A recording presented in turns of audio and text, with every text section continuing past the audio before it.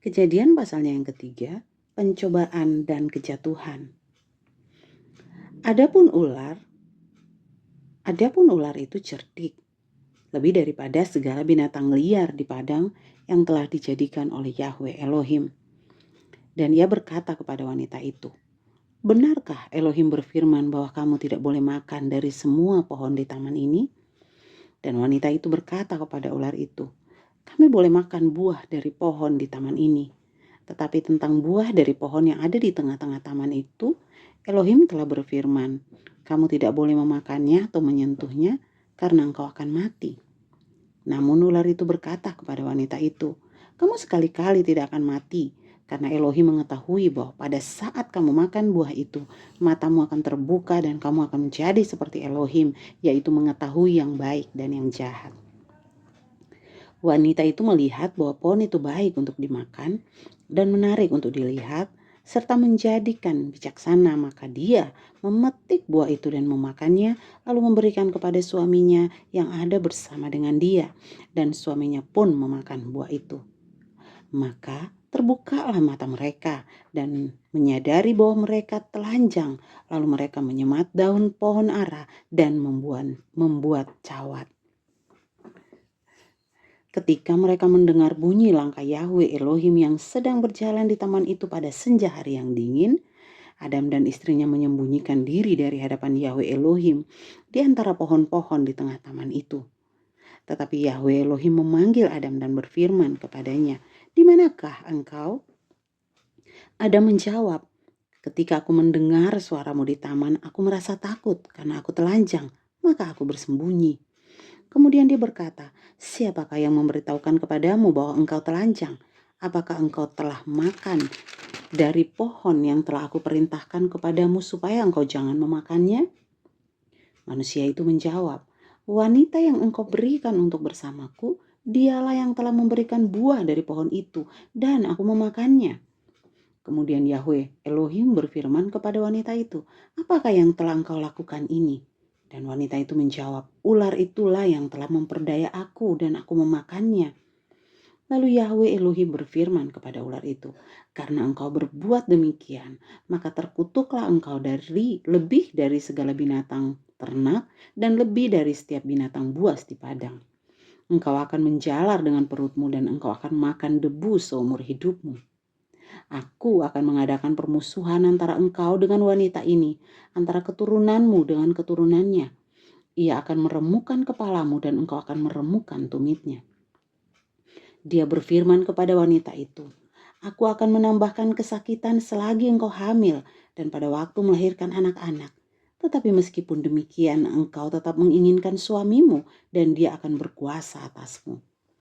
Dia berfirman kepada Adam, "Karena engkau telah mendengarkan apa yang dikatakan istrimu dan telah memakan buah dari pohon yang telah aku perintahkan kepadamu dengan berkata, 'Jangan engkau makan daripadanya,' maka terkutuklah tanah kanan engkau. Dengan bersusah payah engkau akan mencari nafkah dari tanah itu seumur hidupmu. Tanah itu akan menghasilkan semak duri dan tanaman berduri bagimu, dan engkau akan memakan tumbuh-tumbuhan di padang. Dengan bercucuran keringat engkau akan mencari makananmu sampai engkau kembali ke tanah, karena dari situlah engkau telah diambil. Sebab engkau debu dan engkau akan kembali kepada debu." Adam memanggil istrinya dengan nama Hawa, karena dialah yang menjadi ibu semua yang hidup. Dan Yahweh Elohim membuat pakaian dari kulit binatang untuk Adam dan istrinya dan mengenakannya kepada mereka. Berfirmanlah Yahweh Elohim, "Lihatlah, manusia itu telah menjadi seperti salah satu dari kami, mengetahui tentang yang baik dan yang jahat. Maka sekarang jangan sampai ia mengulurkan tangannya dan mengambil juga pohon dari pohon kehidupan dan memakannya dan hidup untuk selamanya." Oleh sebab itu, Yahweh Elohim memerintahkan Adam keluar dari Taman Eden untuk mengolah tanah dari mana ia berasal. Setelah mengusir manusia itu keluar, dia menempatkan kerup-kerup di sebelah timur Taman Eden dengan pedang yang menyala-nyala dan menyambar-nyambar untuk menjaga jalan ke pohon kehidupan itu. Pasal yang keempat, Kain membunuh Habel. Adam bersetubuh dengan Hawa istrinya dan mengandunglah ia lalu melahirkan Kain. Berkatalah ia, aku telah memperoleh seorang pria dari Yahweh.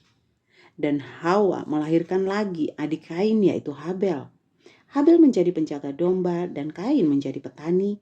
Terjadilah pada hari-hari terakhir, Kain membawa dari hasil tanah itu suatu persembahan bagi Yahweh.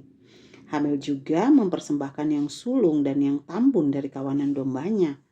Yahweh berkenan kepada Habel dan persembahannya.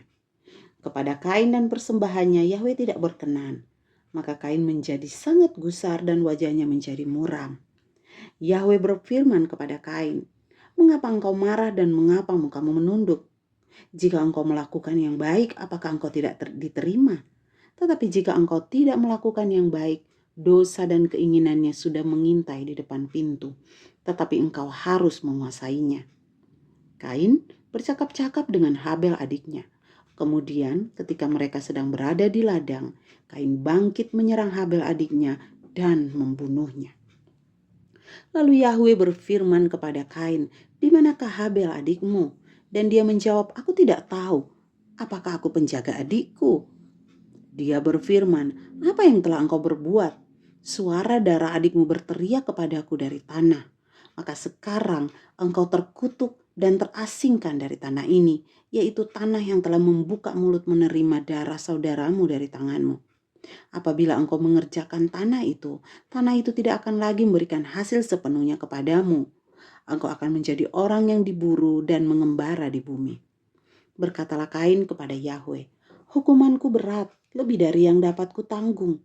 Sejak hari engkau mengusirku keluar dari tanah ini, dan aku tersembunyi dari wajahmu, menjadi seorang buruan yang mengembara di bumi, maka setiap orang yang menjumpai aku, ia akan membunuhku. Berfirmanlah Yahweh kepadanya, sesungguhnya setiap orang yang membunuh Kain akan dibalaskan kepadanya 7 kali lipat. Dan Yahweh memberi tanda kepada Kain supaya tidak seorang pun yang menjumpainya akan membunuhnya. Kain pergi dari hadapan Yahweh dan menetap di tanah Nod di sebelah timur Eden. Kain bersetubuh dengan istrinya, lalu istrinya itu mengandung dan melahirkan Henok. Dan Kain membangun sebuah kota, menamai kota itu sesuai dengan nama anaknya, Henok. Bagi Henok lahirlah Irat. Irat memperanakan Mehuyael. Mehuyael memperanakan Metusael. Metusael memperanakan Lamek. Lamek mengambil bagi dirinya 2 orang istri.